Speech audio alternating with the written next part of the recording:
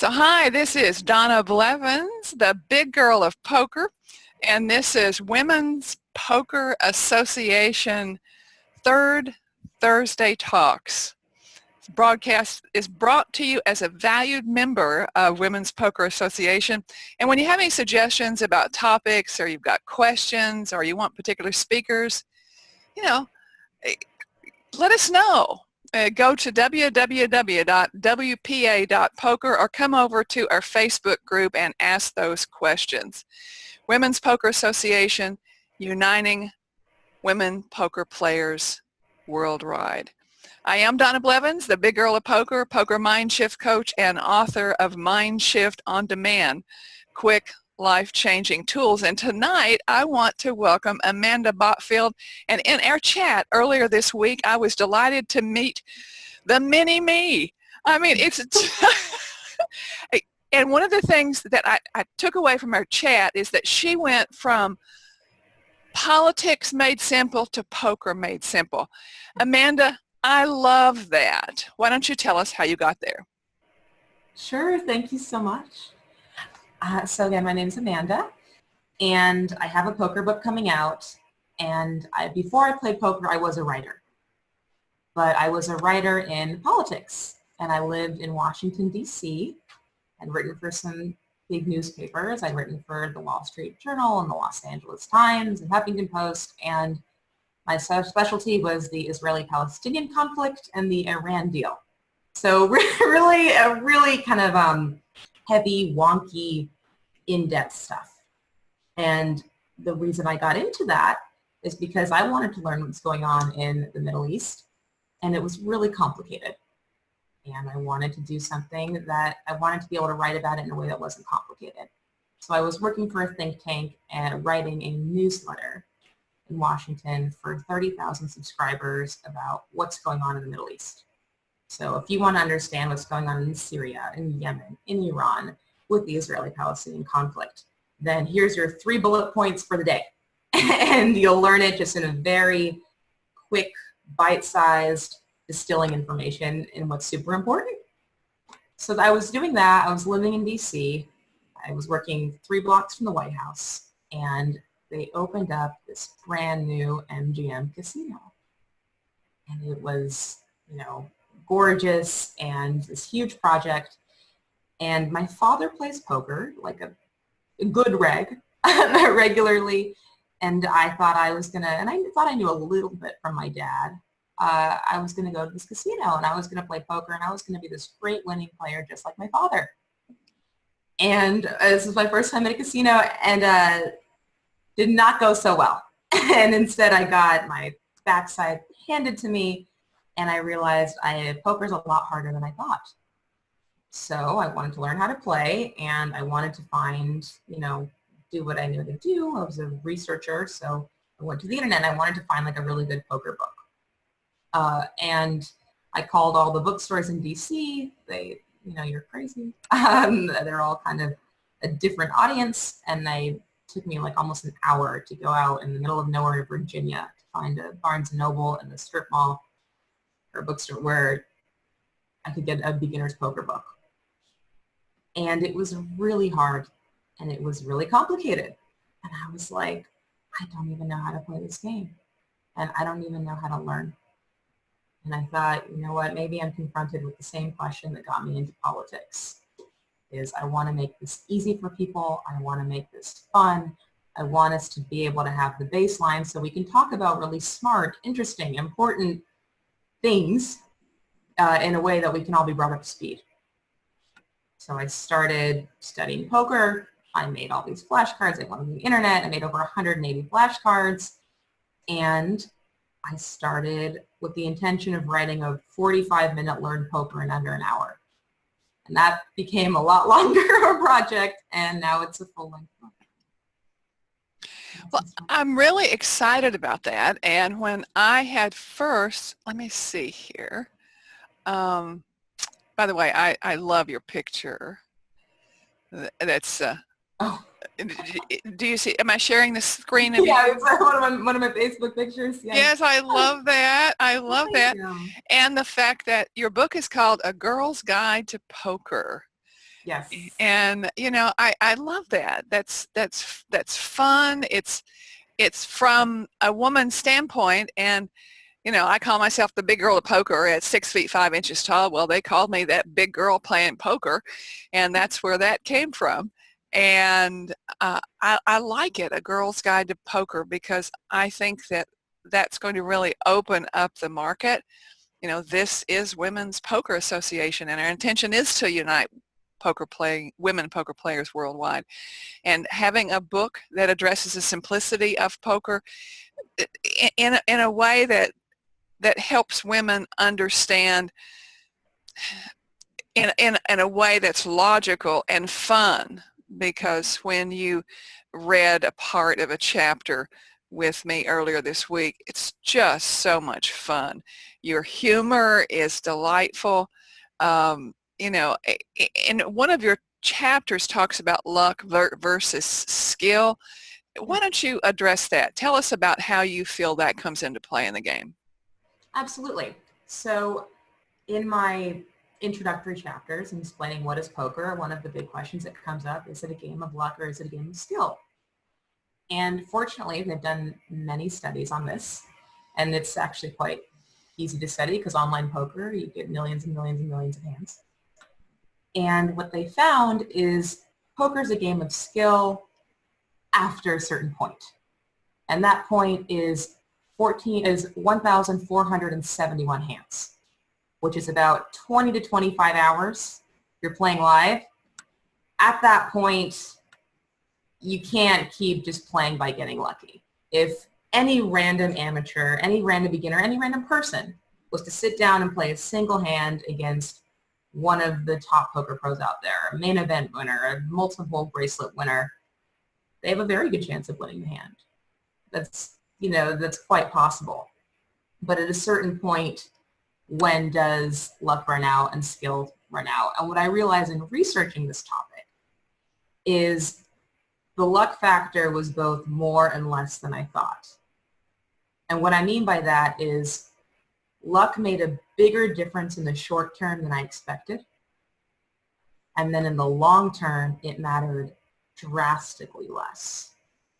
Mine even have, I believe I have 3 little bullet points on that, if that's helpful. Sure. That's interesting. Great. Let me pull it up. Just a minute.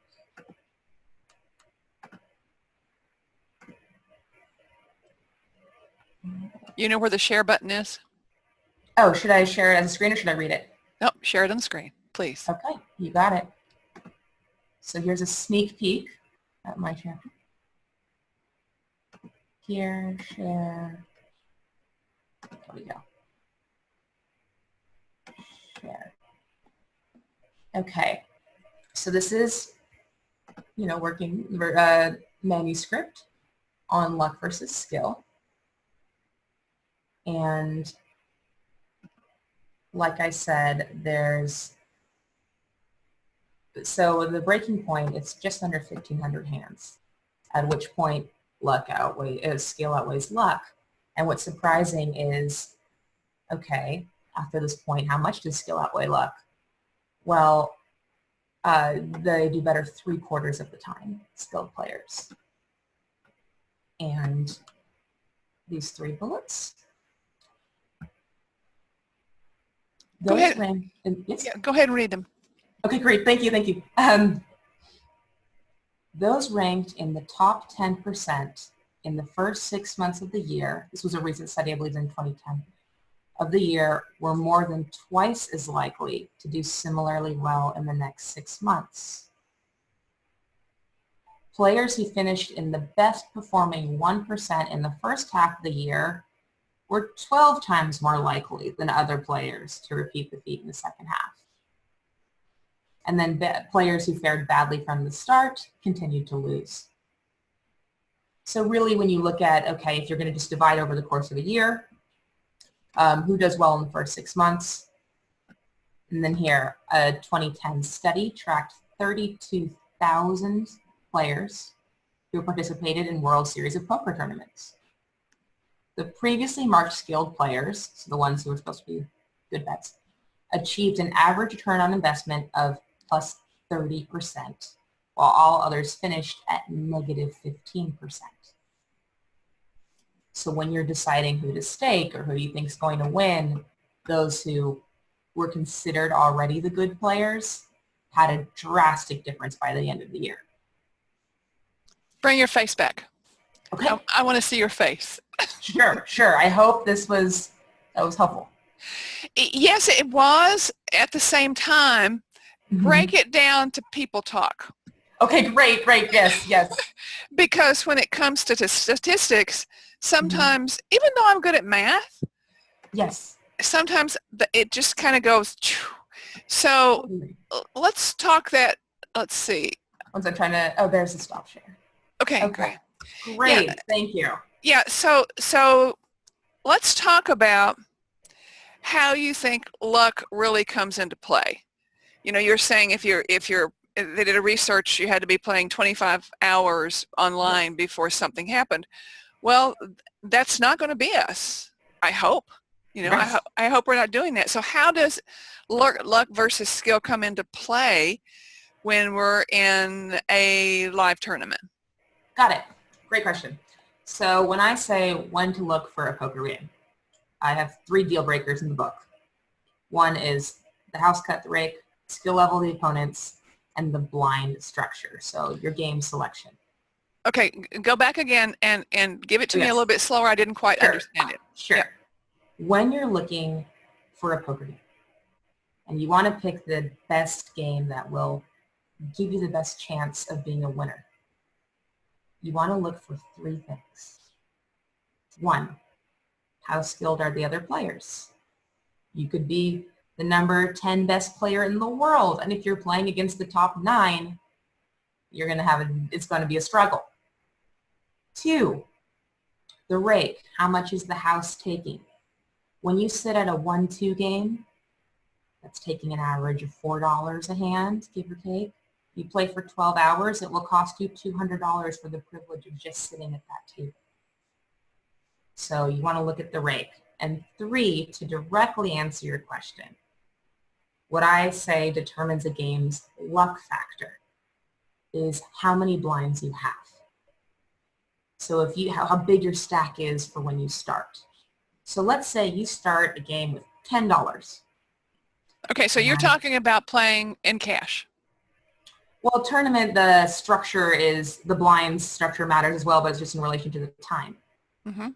So if the tournament structure jumps very, very quickly, and all of a sudden you go from I have 100 big blinds to 20 minutes later, you have, 50. It just goes like really, really quickly. It's usually more when they double quickly. Does that make sense? Mm-hmm. That's great. So tournaments, just speed of blinds, and cash game is the blinds are the same. But in any case, the fewer big blinds you have, the more luck becomes a factor. You can't outplay anybody when you only have 1 blind. You can't apply pressure. You can't make them think. You can't do certain kind of things. You just kind of have to hope you hit. And your hand holds, and you have a better hand than them, and you win, and it's like bingo, because in poker, you're going to miss the flop 2/3 of the time. So you're going to hope you get lucky. And the more blinds you have, and this is the reason why when we watch those high-stakes cash games, and they did do tournaments as well, when someone's playing for hundreds and hundreds of thousands of dollars, the level of pressure and how right you need to be in calling a bluff changes completely. And that's why these guys were considered legends of poker, because poker was such a skilled game. Because they're like, wow, how did you get away with that bluff? Well, if you're sitting down, at a $20 tournament, when you're making a bet for $15, it doesn't matter how well executed or thought out your bluff was. People might just want to call because they're curious, and they're not being put in a tough spot. So in relationship to being a woman going into a game, let's talk about cash play. How much do you think it affects someone's game because she is a woman? Is she, does she have a better chance of winning because she's a woman, or does she have a less chance of winning because she's a woman? How do you think her sexuality comes into play? Right. It's a great question. I get that a lot. I've only played as a woman, so I definitely have a bit of a blind spot with that. All the time I hear, wow, it must be so much easier playing poker as a woman. Don't you have this great advantage? And my take on it is it depends how you use it. If you can, you have a lot more attention. Sometimes that's hard. Sometimes that's hard to manage. Sometimes that's a comfort zone for people. I've noticed for me, my greatest difficulty as a woman from an actual poker playing standpoint is I get half the time to make a decision because people assume I am going to call or fold. They don't think I'm going to re-raise or raise. And I was in Vegas at a poker room, and I was playing the 2-5 game. And it was, limped to me in the big blind, and the dealer gave me all this time to make a decision. And I remember being mind blown.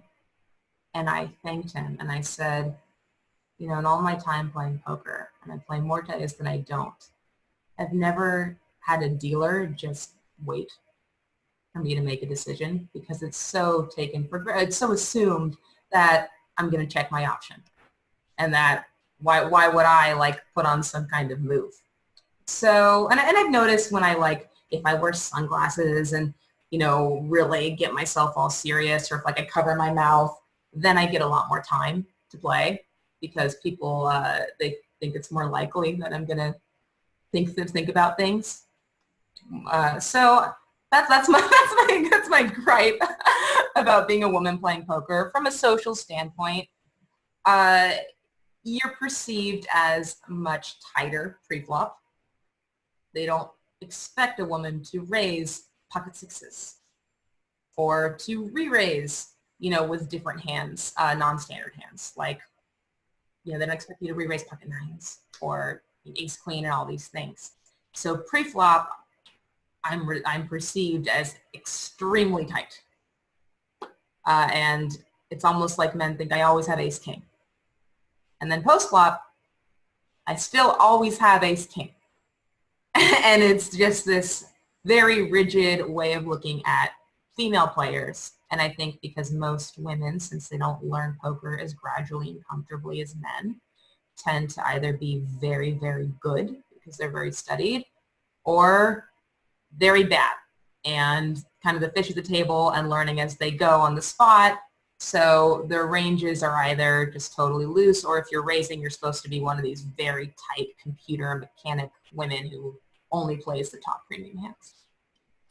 So what do you think, how do you think a woman can play that can benefit her? How do I think a woman can play that can benefit her? Whether you're a man or a woman, being a good poker player, and especially being a good bluffer, is being conscious and adjusting to how people see you. It's called your table image.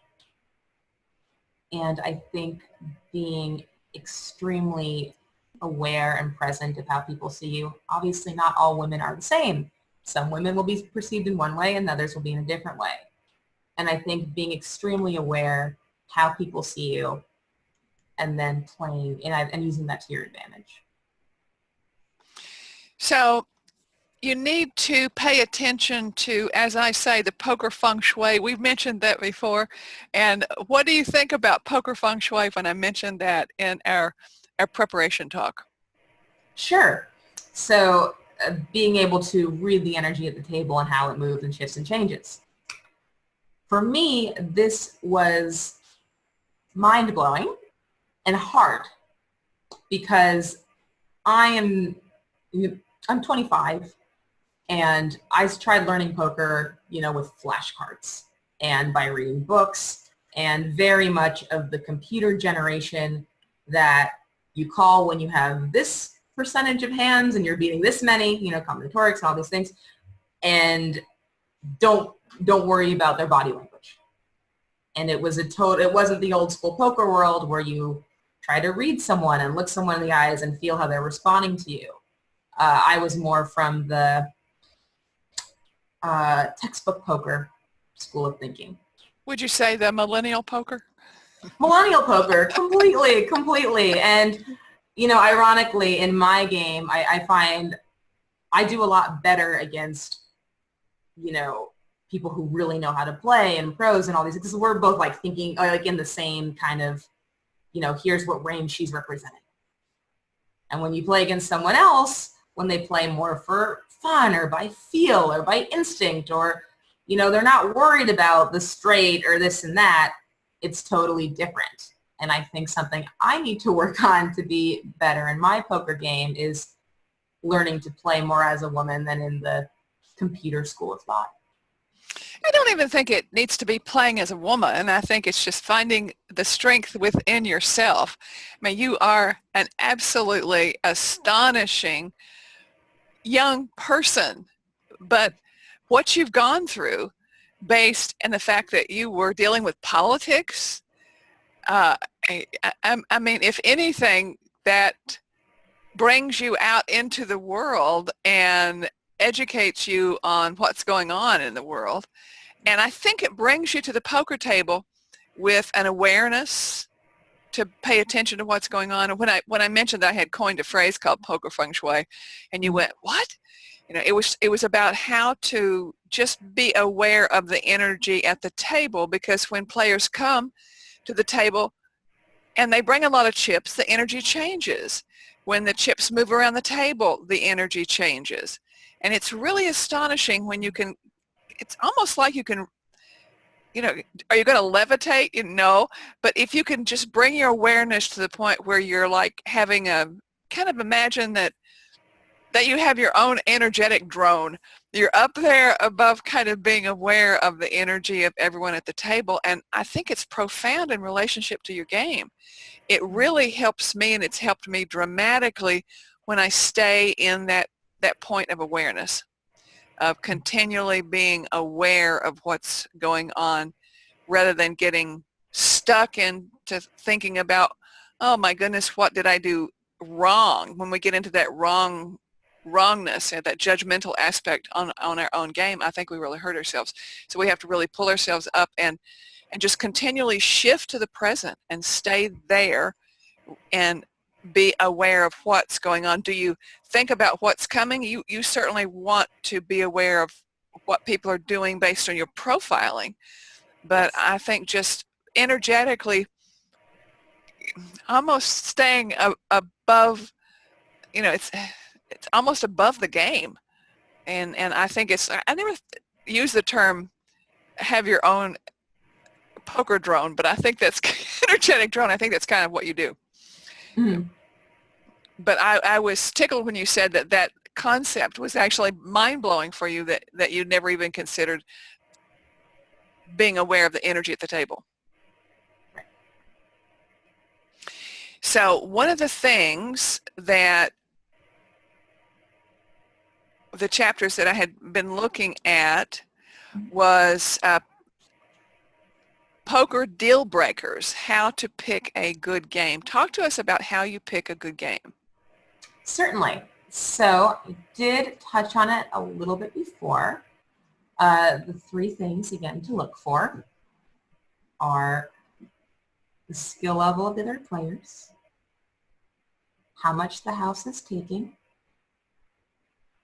and the blind structure. So when we talk about, I can pull up some of my notes on this so I can make sure I mention everything. Yes. Is that all right? Sure. Okay, great. Thank you.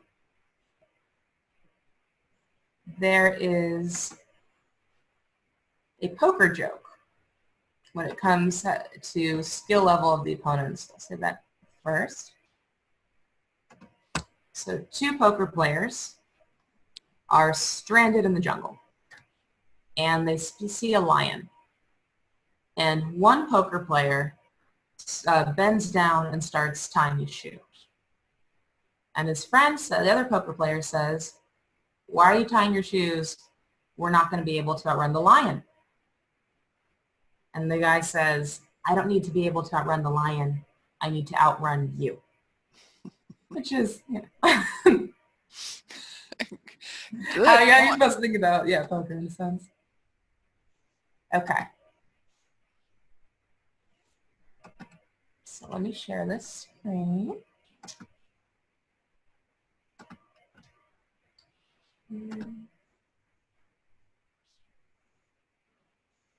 All right. Can you see my screen? I can. Wonderful. Let me move this slightly. I'm having a little bit of... All right. Where to start? Pro tip. The most important part about learning poker is not how to play.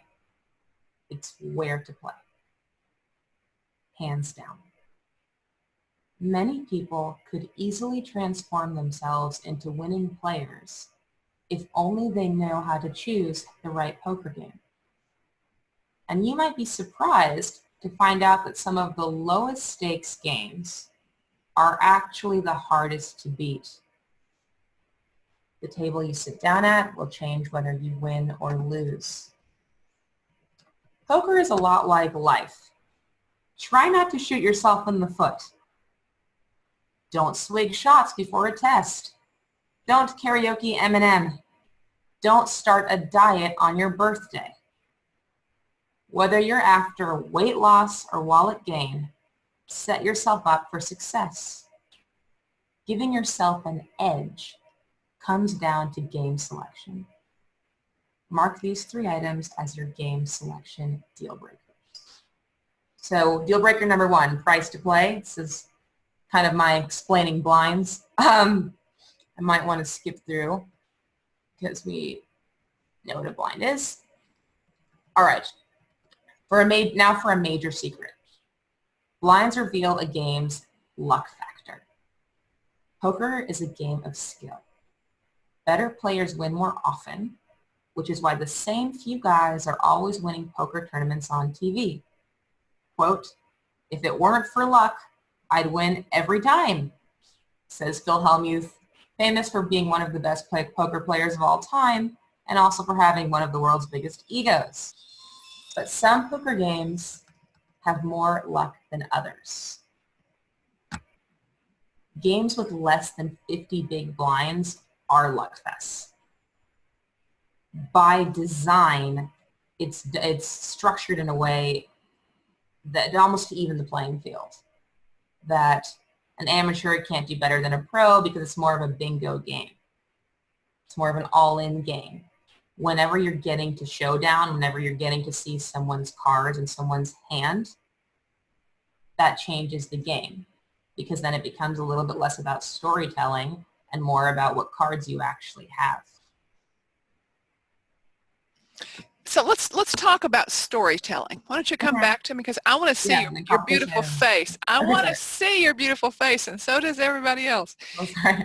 No, that's okay.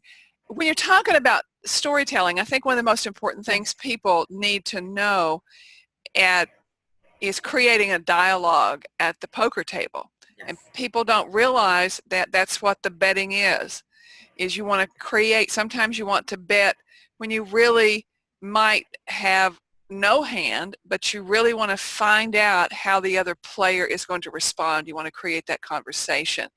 So is that what you mean when you talk about telling a good story? Absolutely. Absolutely. Storytelling is the key of poker. Completely. And you always, always, always want to be asking yourself, what story am I telling and what story are they telling? How do those compare?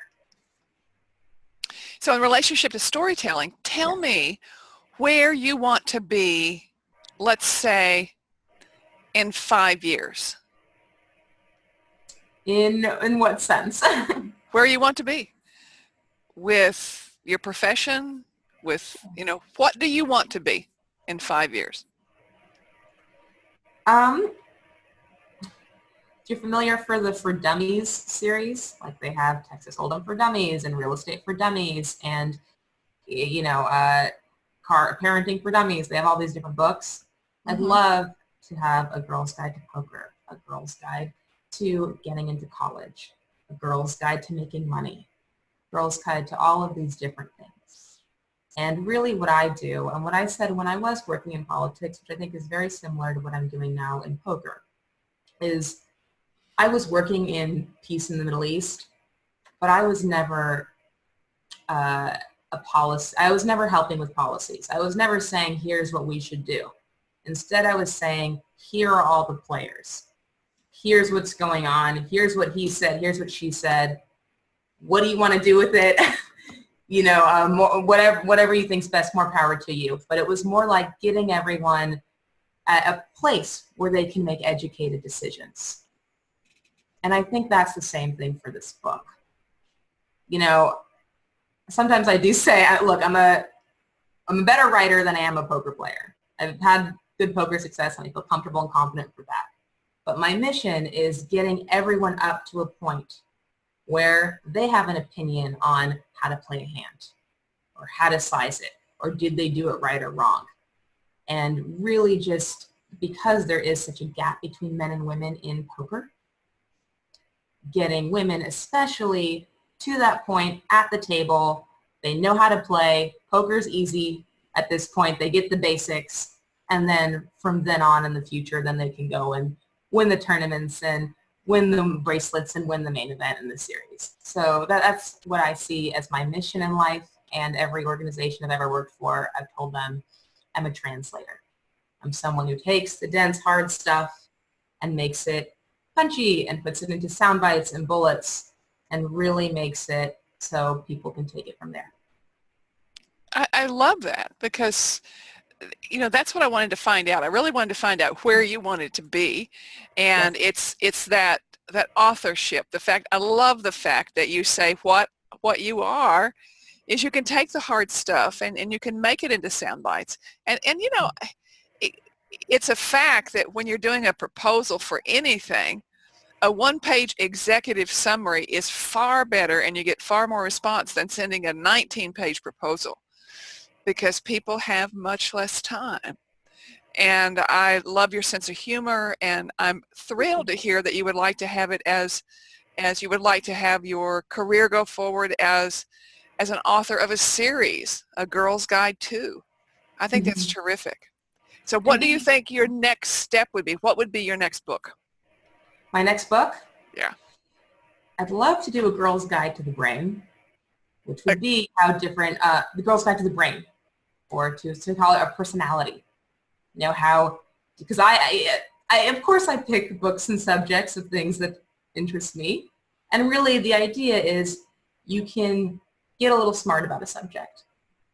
And one of the things is, where does nurture versus nature fall? The debate. How much is your personality from where you live, your environment? How much is from your parents? How much is from you? Different kinds of conditions. Just how, my bite-sized psychology lens lesson. So something like that would be really cool, setting that as my next project. But whatever, of course, The Girl's Guide to Publishing, if this goes well, also. I love that. Right? Yeah. But whatever I can do that you can talk about smart topics. Poker, there's game theory, there's logic, there's moving parts all at the same time. And there's a history of poker and how societies were shaped by gambling and gaming. And did you know that Pennsylvania was given over to repay gambling debt, the most liberal state in the country at the time? Or Thomas Jefferson, while he was writing the Declaration of Independence, went out to gamble every night. So I include these things that are just really interesting in poker and gambling and history and all this math and all this science. So you're talking about smart, studious, interesting things in a way that's fun, quick, easy, upbeat. And I really think that's the beauty of A Girl's Guide to X. Feminine, fun, and super smart, and not having those be mutually exclusive. That's terrific. And in relationship to your poker game, tell me, let's look at a let's say a 3-year and a 5-year goal in relationship to your poker game? Yes. Relationship to my poker game. I would love to have an awesome website with my own quizzes and cards and materials that just kind of get those basics so you know all the odds off the back of your hand, right? Or the top of your head. So I'd love to be able to have a resource and be known as someone who can bridge the gap between a beginner and someone who, knows what they're doing, feels comfortable on the felt. Yeah, there are many, many poker players who will, poker coaches who can take you to exact bet sizing and different strategies and go a lot deeper. And I'm just saying most of the population doesn't know how to play poker. And then of those that do, most are losing players. So let's just get everyone to at a point where we feel like we can play well and effectively. And in my own life, I would love to be able to sell my books to my publishers have talked about possibly producing other materials like my own cards. I'd love to have a website where you can have a poker training resource that's not so hard as many of the other things that are currently available. And I had shared with you that when I first came online doing an online business, because as a caregiver for my mother, who's now 92, thankfully, and doing very well, but she's been sharing our home since 2002. And what I knew is that I needed to cut back my travel. And in 2009, when I came online to do some training, I did it I launched a site called Poker Pure and Simple. And I think we talked about it before, and I think you and I have, when I said you're my mini-me, is because you and I are so on key when it comes to simplifying things. I think if there's one verb that describes me, it's simplify. I like to look at the simplicity of things without complicating it. Fantastic. So what would you suggest people do with their game? What do women need to do to improve their game? First thing, know the odds. Just 100% need to know some of the basic probabilities. So you're saying no odds, the odds of the game? Yes, the odds of the game. I spoke with this woman, Dr. Patricia Gardner. She's great. She has some books out too. And she's like a poker, like poker on the brain, poker neurology.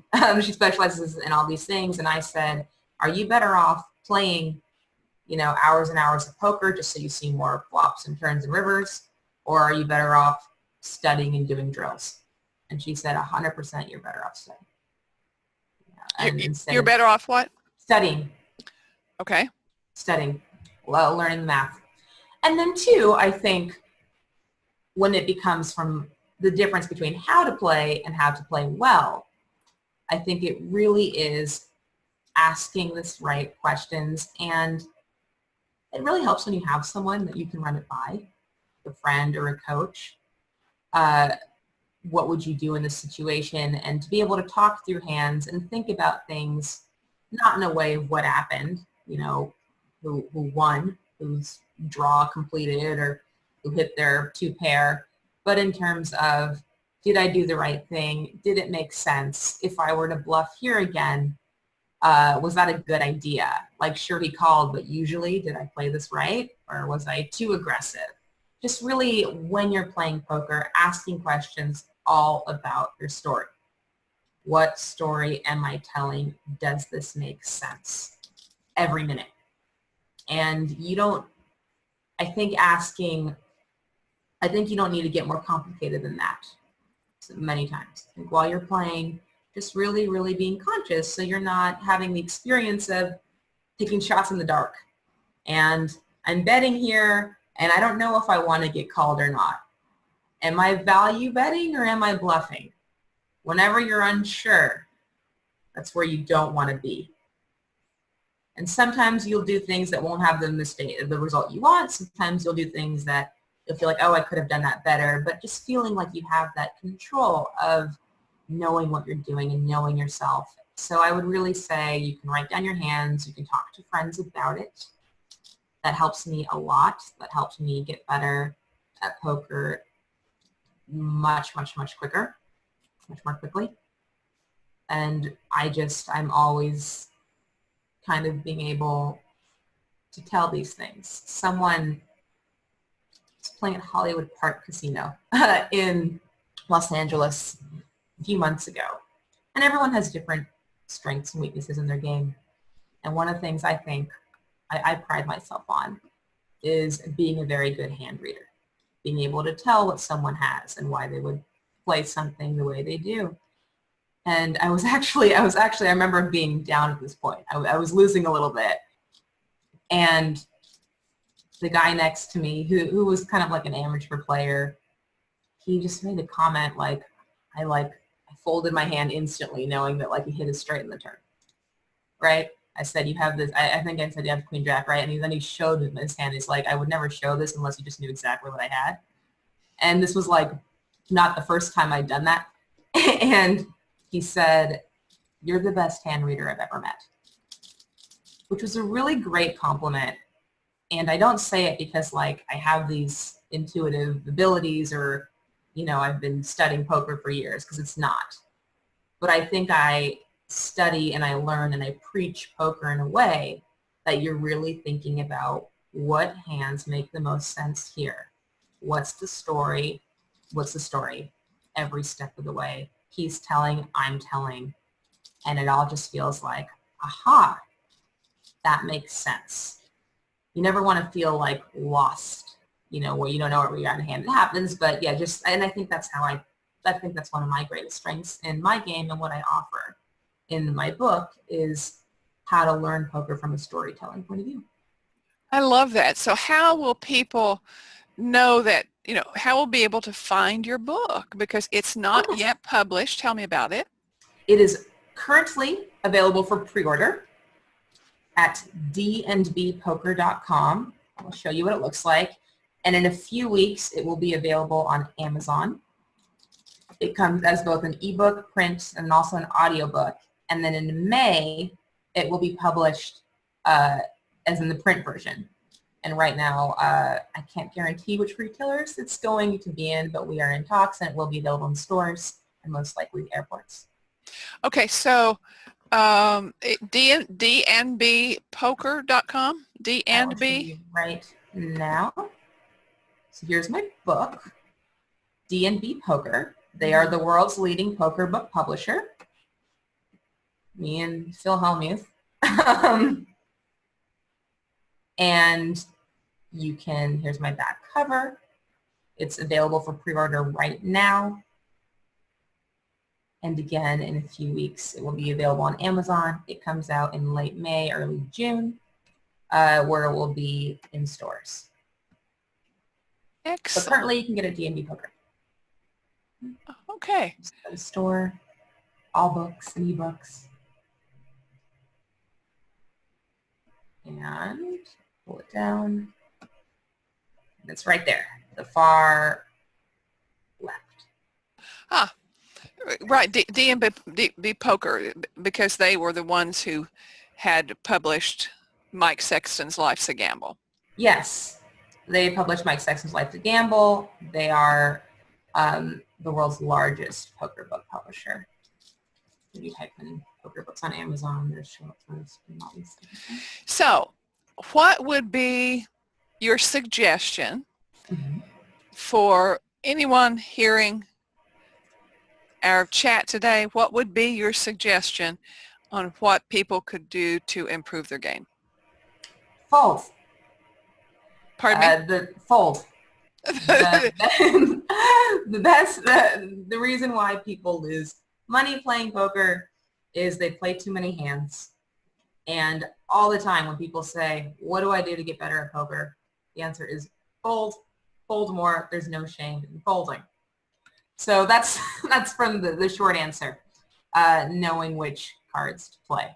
Well, now since you said that, I'm going to pull up a graphic that I actually sent in for an article that I wrote today. And here's the graphic. So give yourself permission to fold. Yes. And that is what I consider to be one of the most important parts of the game, is to fold often and to fold early. Yes, fold often, fold early, both.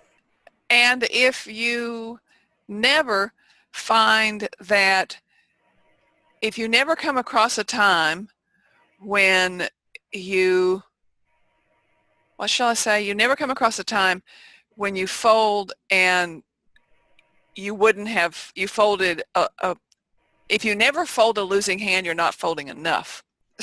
you have to realize that you're going to be folding a winning hand, and that's okay. But give yourself permission to fold, and I agree with you 100%. There's this saying, you can't bluff a bad player. So if someone says, I never get bluffed, that's not something to be proud of. It means that they're calling too often. And I challenge Divine the Poker Pro, but I think that's good advice. Yeah, give yourself permission to fold.